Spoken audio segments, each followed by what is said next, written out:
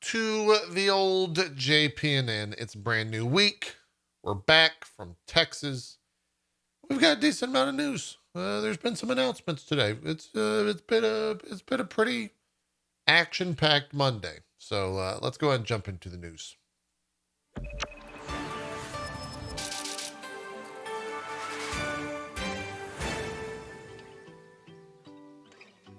We'll start with Moon Studios. There's been a handful of interviews with former and current employers for Moon Studios, which is the studio behind the Ori games. GamesBeat, VentureBeat really, reported that Moon Studios is, quote, an oppressive place to work. I saw a handful of tweets as well on Twitter from former employees that kind of all agreed and had a general sentiment that their founders, Thomas Mahler and Giannotti Corral, were just a nightmare to work for. One select quote from a developer says, "We really created something special, and I know the only way I was able to reconcile it was I was able to watch people on Twitch and watch other people get moved by it. That was actually a part of my healing process, because maybe my suffering was worth it because other people felt something. In the end, I mean, so many of us were burned out." Apparently, Mahler and Coral, the founders of Moon, demanded perfection on that stuff. There was a lot of crunch involved, a lot of different reports out there. VentureBeat.com has the full story on that. And I think it's a little eye-opening that, indies aren't necessarily a safe haven from crunch and from this style of leadership. And I think that's what a lot of the discussion is about right now in the industry, is that it's everywhere. It's not just AAA. It's in all facets of gaming. So, yeah. Moving on. Epic has announced yesterday, with the release of the new Fortnite season, that they are committing to support humanitarian relief for Ukraine. And they are, quote, committing all of its Fortnite proceeds from March 20th, 2022 through April 3rd, 2022 to humanitarian relief for people affected by the war in Ukraine. They further announced today, here on Monday, that they had already raised $36 million for humanitarian relief for Ukraine. The funds will go to UNICEF, the World Food Program, and the UN Refugee Agency, as well as Direct Relief. I think Xbox is also either involved in this or donating to this or something. I saw Xbox tweet out that they were going to be joining the support of this. So it's good to see. It's good to see money of that stature come out from the video game industry to Ukraine. It's good stuff. It's good stuff.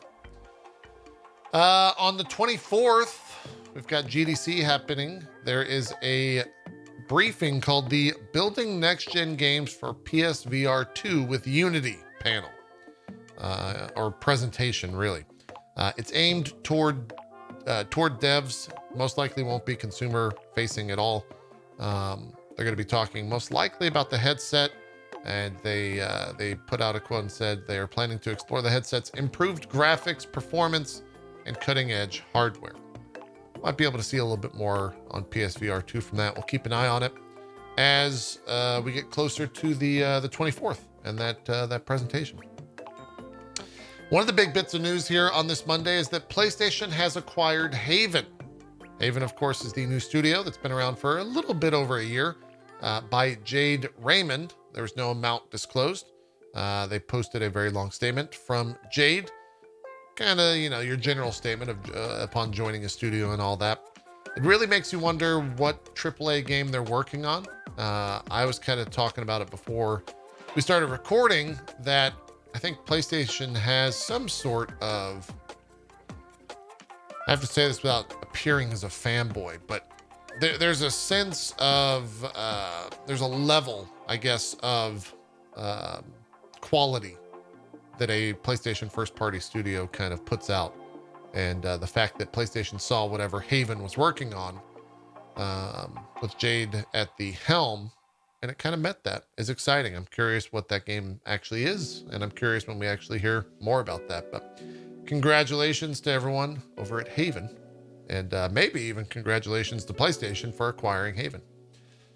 The other big bit of news is that CD Projekt is out there talking about the new Witcher saga. The big bit of that, because we already knew they were working on something Witcher related, is that it will be taking place on the Unreal Engine 5 as part of a strategic partnership with Epic Games. The tweet says the Witcher series of video games is currently in development, kicking off a new saga for the franchise. They included an image of a medallion or a Witcher thing, the thing they wear around their neck, that looked like it was a cat school instead of the wolf. So that might be where they're taking us in terms of the lore. The website was coming into some issues, so they ended up tweeting out the press release, and they also tweeted or responded to a tweet that said that they are not planning on making the game exclusive to one storefront. People obviously were a little bit concerned, being that they entered into this strategic partnership with Epic Games. They go on to say this is an exciting moment as we're moving from Red Engine to UE5, beginning a multi-year strategic partnership with Epic. It covers not only licensing, but technical development of Unreal Engine 5, as well as a potential future version of Unreal Engine where relevant. We'll closely collaborate with Epic Games developers, with the primary goal being to help tailor the engine for open world experiences. We'll see what happens with all of that. Cyberpunk still exists. They haven't announced DLC for that at all. And I think until they kind of iron out that game, consumers and fans are going to be a little bit uneasy. Or they might just go super crazy for Witcher and forget all that. I don't know. Maybe a little bit of both. We'll see. Over the weekend, Fortnite Chapter 3 Season 2 came out. And the reason that this is newsworthy is, at least for the first couple of days, I think it's like the first 10 days of the new chapter, it's all shooting. There's no building at all. They removed it. They're trying out some new stuff, I suppose. And apparently it's working, because I've seen a lot of folk and friends of mine jumping back into the game. And to be honest, one of the biggest complaints I had about Fortnite is that you had to build, and good builders were fucking a nightmare to play against. It's all gone. It's all removed. So if you want to grab Fortnite, you can grab a Doctor Strange skin or something that's new and jump in with no building for the next couple of days. Over the weekend, that big event occurred through all the fighting game communities. And we also got some announcements. DNF Duel will be releasing on June 28th this summer for PC, PS4, and PS5.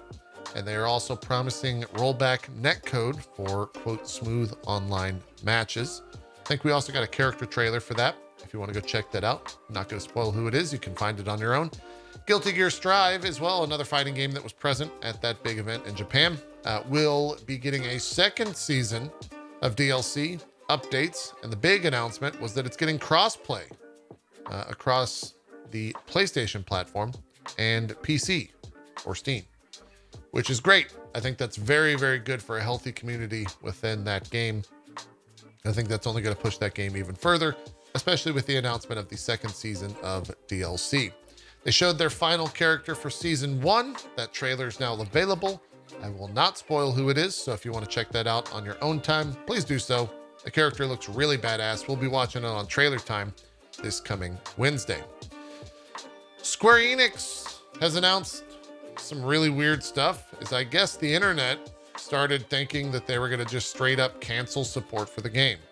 It really is interesting to think that Anthem started this like ripple effect of a game doing terrible at launch and then eventually getting canceled.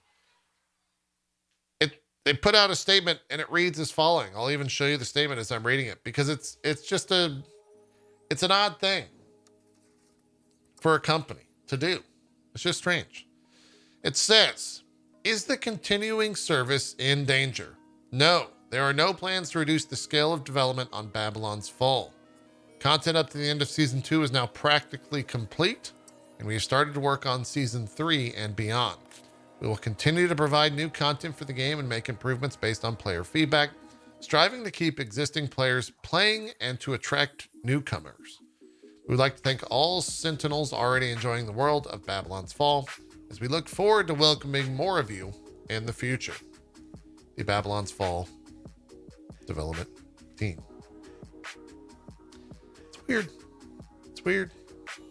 I mean, there's not that many people playing that, but online service games that have a terrible launch. It's kind of an insane predicament. It is what it is. Top sellers for Steam last week. Number 1, Elden Ring, still rocking at 2. There's the Steam Deck. It Takes Two sitting at the top as well. Number 3, Monster Hunter Rise. They had that big announcement last week. That's number 4. And Core Keeper, that early access game, sitting at number 5. Speaking of early access, Ghostwire Tokyo comes out tomorrow for early access pre-orders. Launches everywhere on Friday, but we'll cover that in the JPNN new games segment at the end of the video. But review scores are out, and it's exactly what we predicted here on the stream. Pretty middling. Bunch of 7s, bunch of 8s. It's currently sitting at a 75 right now on Metacritic, with 86 critics accounting for it. People say the combat's fun, the story's okay. It just seems kind of okay. Was most of the reviews that I saw. Seems the open world is kind of lacking in like the human element, although that's part of the story. I think people that are really going to enjoy this are Japanese horror movie fans, people that are big into Japanese culture and mythology, and people that are just kind of attracted to cool looking visuals, because I think the environments look pretty fun in that. So definitely watch a video review or catch a few streams and see if it's your cup of tea. What do we got going on in our random news? Apparently rumors are appearing right now, which are claiming Quantic Dream is struggling to bring on talent, and that Star Wars Eclipse has been delayed internally.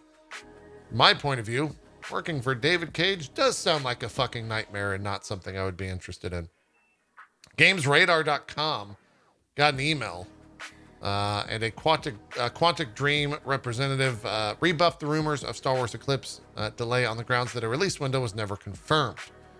Come out and said Star Wars Eclipse has not been delayed because Quantic Dream never announced or promised a launch window for the title. Recruiting remains active as it works on Star Wars Eclipse, third-party publishing, and unannounced projects. I mean, they're not wrong. They didn't actually state anything for a launch window, but yeah.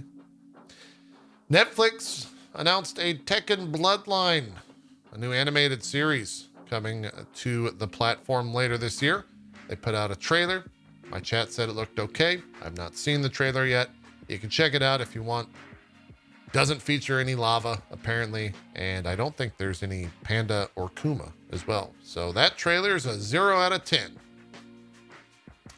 By the way, in case you weren't aware, from the surplus of advertising on Twitch, YouTube, Twitter, really anywhere on the internet, Halo launches its TV series this week on Paramount Plus to middling reviews, at least from critics. I'm sure fans will be weighing in on Twitter, as that is launching on the 24th, I believe, on Thursday is when that's going to launch. I'll have some thoughts on it probably later this week, and we'll dive into that. Another weird bit of news, as George R.R. Martin has commented on these claims that he purposefully used his initials for some character names in Elden Rings, since a lot of those names begin with G, R, or M. He basically put out a quote and said, like, what the fuck are you guys on about? The internet's crazy. This isn't true. My name's literally on the game. Why would I include that in all the characters? Then he goes on to say, Elden Ring, not Helden Ring. Elden Ring is exciting, though. No need to make up stuff. There you go. People are crazy. Let's check out the releases for the week and wrap this vidya up. Rune Factory 5 comes out tomorrow for the Switch, as does early access for Ghostwire Tokyo. Otherwise, that launches on Friday. Kind of a big week for video games.